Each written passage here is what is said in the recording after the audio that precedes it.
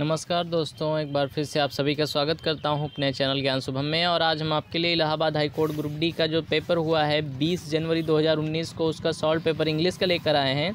इससे पहले मैंने अपने चैनल पे मैथ्स और जीएस का सॉल्व पेपर डाल दिया है, आप सभी देख सकते हैं। और इंग्लिश का सॉल्व पेपर मैं आप सभी के लिए लेकर आया हूँ। फटाफट मैं आपको सारे क्वेश्चन के आंसर बता दूँगा। आइए देखते हैं। जो पहला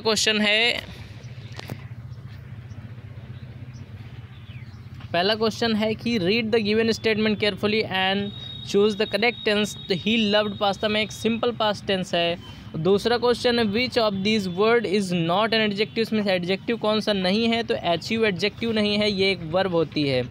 उसके बाद जो अगला प्रश्न है match the verb with the suitable noun, तो वर्ब को सुटेबल नाउन के साथ मैच करना है। हम पहले लेंगे राइट का बी यानी पेंसिल, कट का वेजिटेबल एंड स्वीप का ब्रूम होगा, और फ्राई का जो होगा वो होगा एरोप्लेन। तो इसका जो सही ऑप्शन हो जाएगा वो हो जाएगा डी। 1 का बी, 2 का सी, 3 का डी, 4 का ई और 5 का ए इसका सही उत्तर हो जाएगा।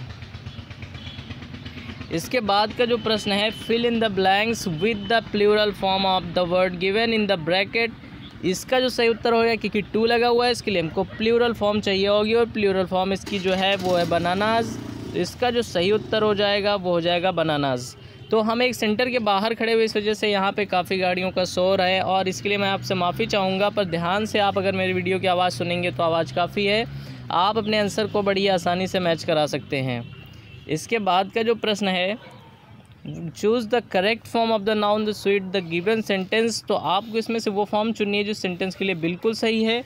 तो अगर दिया हुआ the music building at the school has 30, तो 30 के बाद अगर म्यूज़िक बिल्डिंग है तो उसमें लेबोरेटरीज़ नहीं आ सकता, मेंस नहीं आ सकता, टीथ नहीं आ सकता, उसमें पियानो होगा, क्योंकि म्यूज़िक बिल्डिंग में पियानो ही होते हैं।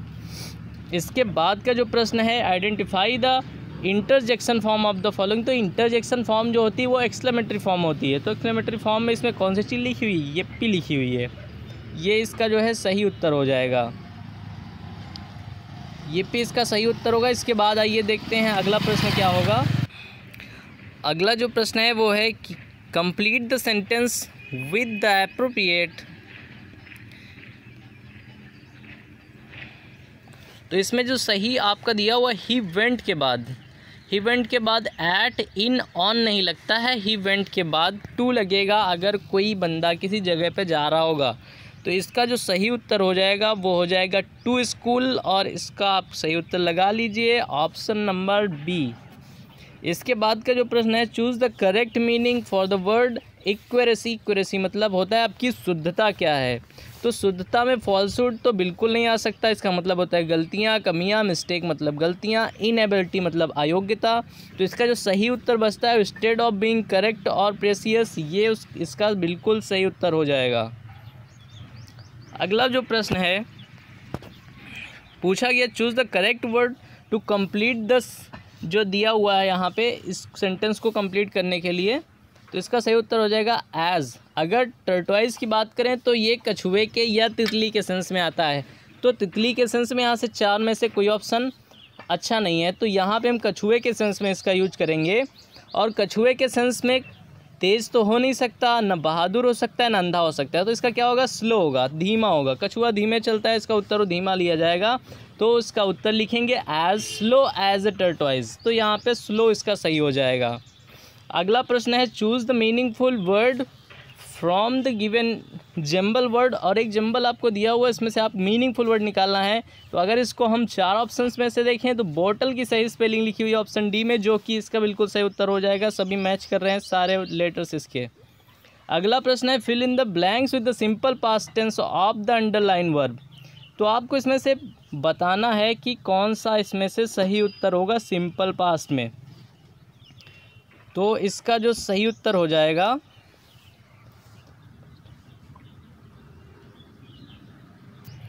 अगर सिंपल पास्ट के लिए देखें तो इन 4 ऑप्शन में से प्लेज सिंपल पास्ट में नहीं है, हैड प्लेड सिंपल पास्ट में नहीं है, वाज प्लेइंग सिंपल पास्ट में नहीं है। तो बचता कौन सा है, प्लेड। तो जो आपका प्लेड हो जाएगा ये एक सिंपल पास्ट का वर्ड हो जाएगा, इसलिए ये ऑप्शन आपका बिल्कुल सही हो जाएगा। इसके बाद है change the gender of the underline noun and rewrite the sentence. आपको जेंडर चेंज करके फिर से लिखना होगा। तो ब्रदर का जो जेंडर चेंज होता है वो होता है सिस्टर, तो आपका जो ऑप्शन नंबर डी होगा ये बिल्कुल सही हो जाएगा। इसके बाद अगला प्रश्न देखते हैं आपका। जो अगला क्वेश्चन है, choose the subject from the given option to complete the sentence. आपको इसमें से कोई एक लेना है। ये एक बहुत ही फेमस कहावत है कि अगर आप रोज़ एक सेब लेते हैं, हिंदी में आपको बता दूं, आज रोज़ एक सेब लेते हो तो आपको डॉक्टर की ज़रूरत ही नहीं है। तो इसके लिए हमारा जो सही ऑप्शन होगा, an apple a day keeps the doctor away. Doctor से दूर रखता है आज अब रोज़ एक सेब। तो इसके लिए option A is the right answer. Choose the correct spelling. You have to find the correct spelling of in these 4 options, and we can see this is easy question that there is entered above that the spelling of correct, and we can make the spelling of correction with the help of that word. Then इसका जो हम उत्तर लगाएंगे वो उत्तर होगा correction।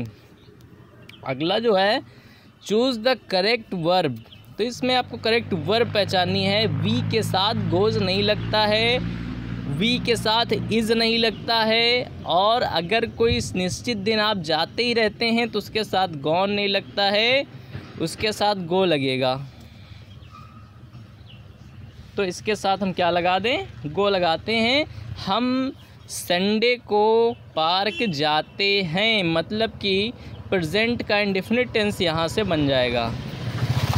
इसके बाद अगला है write opposite of the given word. Weak का अपोजिट क्या होगा? वीक का अपोजिट स्ट्रॉन्ग होगा। ओल्ड मतलब बूढ़ा या कमज़ोर होता है, एंग्री मतलब भूखा, सिक मतलब बीमार होता है। तो वीक मतलब कमज़ोर होता है, तो इसका जो उल्टा होगा, इसका विलोम शब्द होगा, इसका जो अपोजिट होगा वो हो जाएगा strong. And next please give. इसके बाद क्या लिखेंगे? अगर आगे लिखना है दैट बुक तो गिव यू नहीं होगा, गिव दे नहीं होगा, गिव आई नहीं होगा, तो गिव के साथ क्या लगेगा? गिव के साथ मी लगेगा, क्योंकि फॉर्म हमें कौन सी लगानी है? फॉर्म हमें ऑब्जेक्टिव लगानी है, इसलिए गिव के बाद मी का प्रयोग करेंगे। सॉरी, ऑब्जेक्टिव नहीं लगानी है, तो गिव के बाद मी का प्रयोग करेंगे। ये आपका सही उत्तर हो जाएगा। इसके बाद एक बहुत इजी क्वेश्चन है, right the full form. I am को शॉर्ट करके हम लोग आई एम लिख देते हैं, उसका फुल फॉर्म लिखना है I M is simple question. And next one, which of the given 4 options reflected the correct use of the punctuation symbol as per the establish rule of English grammar. आपको grammar के जो rules हैं English के, उसके हिसाब से इसको लिखना है। तो आयोग इसका आंसर क्या देगा मैं बहुत अच्छे से नहीं बता सकता, अभी मैंने इसके आंसर की घर जाके देखी नहीं। मैं एक कॉलेज के बाहर खड़ा हूँ, यहाँ पे मुझे जो सही उत्तर लग रहा है, मैं आपको 90% सही उत्तर बता सकता हूँ कि इसका जो सही उत्तर होगा उसमें ऑलवेज़ में ऐसा अलग से लगेगा नहीं। मतलब लास्ट ऑप्शन जिसका जो है बाहर हो गया और पहला ऑप्शन भी बाहर हो गया, बचे 2। इसमें स्वीट और पैटीज़ अलग अलग चीज़ें, इनके बीच में कॉमा लगेगा। इस हिसाब से जो बी ऑप्शन है ये 99% सही है। इसके बाद अगला ऑप्शन जो है कंप्लीट द एनोलॉजी। एक एनोलॉजी टेस्ट आपको दिया हुआ है कि अगर डॉग का संबंध कैनाइन से है तो कैट का किससे? तो डॉग की जो वैरायटीज़ रखी जाती है वो कैनाइन में रखी जाती है, तो कैट की वैरायटीज़ जो है फेलाइन में रखी जाती हैं, गाय की वैरायटी बोवाइन में रखी जाती। तो इस हिसाब से जो कैट का जो सही आंसर होगा फेलाइन होगा। इसके बाद जो प्रश्न है, which of the following idioms is wrongly coated. कौन सा इसमें से गलत लिखा हुआ है? मेरे हिसाब से इन 4 ऑप्शन में से ऊपर के तीनों ऑप्शन सही लिखे हुए हैं, बस चौथा ऑप्शन थोड़ा घुमा के लिखा हुआ है। ये सही जो होता है एडिंग इंसल्ट टू इंजरी, और लिखा हुआ है एडिंग इंजरी टू इंसल्ट। तो अगर बोर्ड का आंसर आता है तो आंसर डी आएगा। इसके बाद जो अगला प्रश्न है, चूज़ द करेक्ट ऑप्शन। आपको इन 2 लाइनों में क्या भरना है बताना है। डबल फिलर मान लीजिए आपके लिए एक, it is quite clear that the principal was involve in the donation for admission के स्कैंडल जो हुआ है, तो इसमें से जो क्वाइट की स्पेलिंग लेंगे वो TE वाली लेंगे, जिसमें TE लिखा हुआ है, और जो प्रिंसिपल की स्पेलिंग होगी वो PAL वाली होगी। यानी कि ऑप्शन आपका कौन सा सही होगा? ऑप्शन बी आपका बिल्कुल सही ऑप्शन है। इसके बाद in the question given below choose the alternative which can be substituted for the given word or sentence. आपको बताना है 1 वर्ड सब्स्टिट्यूशन है। A piece of land surrounded by water on all side. जिस भाग के चारों तरफ पानी भरा होता है उस जगह को क्या कहते हैं, तो उसको आइलैंड बोलते हैं। इसका जो ऑप्शन होगा,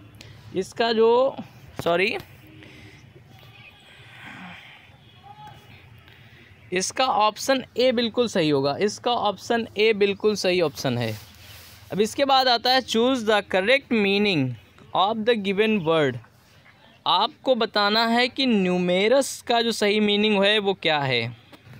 तो न्यूमेरस का जो सही मतलब होता है वो होता है ग्रेट इन नंबर्स, बहुत संख्या में बहुत ज़्यादा। तो इसका जो सही उत्तर हो जाएगा वो हो जाएगा ऑप्शन बी, न्यूमेरस मतलब संख्या में ज़्यादा, ग्रेट इन नंबर्स।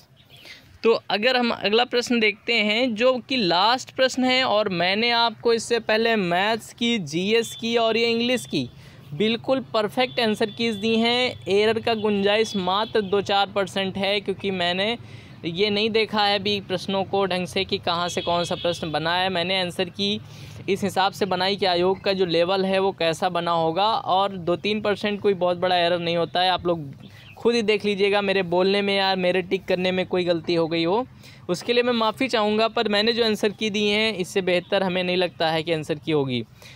तो इसके प्रश्न का जो आखिरी प्रश्न मैं उत्तर बता देता हूँ। पूछा गया है which of the given option is not a opposite for the word wise, यानी बुद्धिमान लिखा हुआ है, और पूछा गया है इसमें से एक कौन सा है जो अपोजिट नहीं है, मतलब विलोम शब्द नहीं है।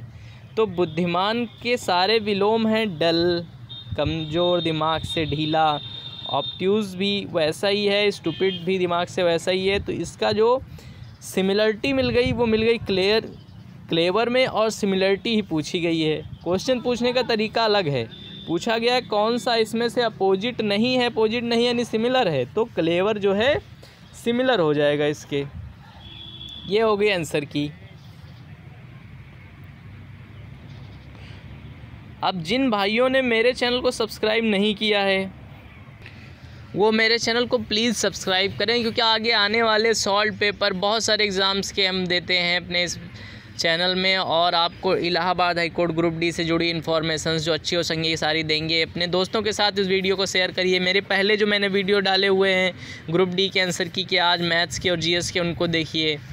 और इस वीडियो पे आपने बहुत टाइम दिया, आपने मेरा वीडियो देखा, तो प्लीज़ इसको लाइक करिएगा और मेरे चैनल को सब्सक्राइब ज़रूर करिएगा। मैं आप सभी का बहुत बहुत धन्यवाद करता हूँ मेरे इस वीडियो को देखने के लिए।